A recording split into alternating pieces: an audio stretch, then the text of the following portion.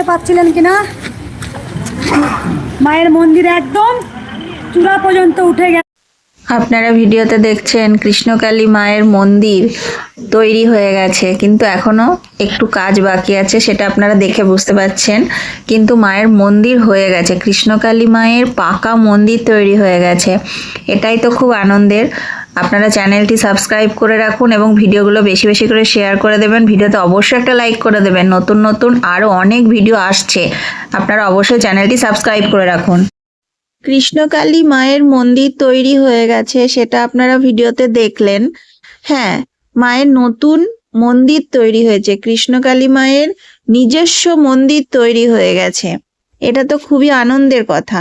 কিন্তু এখনো কেন ঠিকানা মঙ্গলামা বলেননি, কোথায় মায়ের মন্দির তৈরি হয়েছে? এটা আপনারাও অনেকেই কমেন্ট করছেন যে কোথায় হয়েছে কোথায় হয়েছে। দেখুন, কোথায় হয়েছে সেটা তো অবশ্যই জানতে পারবেন। আমি কম বেশি যতটুকু জানি আমি সেটা এখনই বলছি না, এই কারণেই আমি একদম যখন সম্পূর্ণ ঠিকানাটা জানতে পারবো, আপনারা কিভাবে আসবেন, কোন বাসে, কটার সময়ের বাসে চাপতে হবে, বাস থেকে কোথায় নামবেন, টোটো করে আসতে হবে না হেঁটে আসতে হবে, একদম যখন সম্পূর্ণ ঠিকানাটা আমি নিজে জানতে পারবো, আমি তখন আপনাদের সাথে অবশ্যই শেয়ার করব। তো সেটা কিন্তু খুব শিগগিরই আমি আপনাদের সাথে শেয়ার করব। আর মঙ্গলামা কেন জানাচ্ছেন না ঠিকানাটা এখনো উনি বলেননি, তার কারণ হচ্ছে দেখুন, মায়ের মন্দির তৈরি হয়ে গেছে কিন্তু এখনো কিছু কিছু কাজ বাকি আছে। তো ভক্তরা যদি ঠিকানাটা জেনে যান এক্ষুনি, তো আমরা তো মাকে দর্শন করার জন্য ব্যাকুল হয়ে আছি। তাই মঙ্গলামা বারণ করলেও আমরা মনে হবে একবার গিয়ে মাকে দর্শন করে আসি। ওনার বারণটা তখন আমরা আবেগে মনে হবে যে একবার যাই, মায়ের কাছে কি ক্ষমা চেয়ে নেবো যে মা তুমি বারণ করেছিলে, তবু চলে এসেছি মাকে দর্শন করতে, একবার যাই। এই যে এই আবেগটা আমরা ধরে রাখতে পারবো না, তখন মনে হবে ঠিকানাটা জানলে মনে হবে একবার মাকে গিয়ে দর্শন করে আসি। কিন্তু মন্দিরের কাজ এখনো সম্পূর্ণ হয়নি, তো মন্দিরের কাজ সম্পূর্ণ হয়ে যাবে যেদিন উদ্বোধন হবে। মঙ্গলামা নিজেই বলেছেন যেদিন উদ্বোধন হবে তার আগে সেটা ডেট জানিয়ে দেবেন, তো তখন তো সবাই আসবেন। তাছাড়া বৈশাখ মাসে কৃষ্ণকালী মায়ের বাৎসরিক উৎসব, সেটাও কিন্তু মঙ্গলামা জানিয়ে দিয়েছেন কবে। আমিও ভিডিও আপনাদেরকে জানিয়ে দেব, আপনারা চ্যানেলটি সাবস্ক্রাইব করে রাখুন আর ভিডিওগুলো পরপর দেখুন, নতুন নতুন অনেক ভিডিও আসবে। এবং ঠিকানা, বাৎসরিক উৎসব কবে, মায়ের মন্দির উদ্বোধন কবে হবে, এই সব কিছু কিন্তু পরপর ভিডিও আসবে।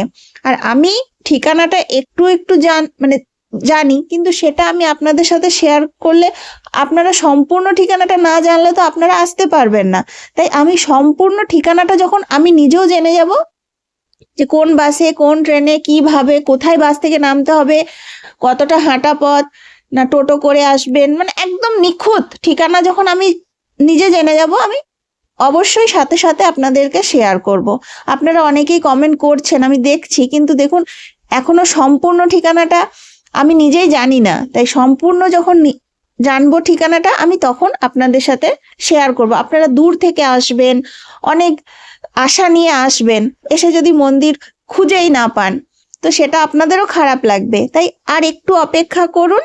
আর মঙ্গলামাও জানাচ্ছেন না ওনার, যে উনি তো জানেন আমরা কতটা মাকে দেখার জন্য অস্থির, কবে মাকে দর্শন করতে পারবো, এই যে একটা ভেতরে আকুলি বিকুলি।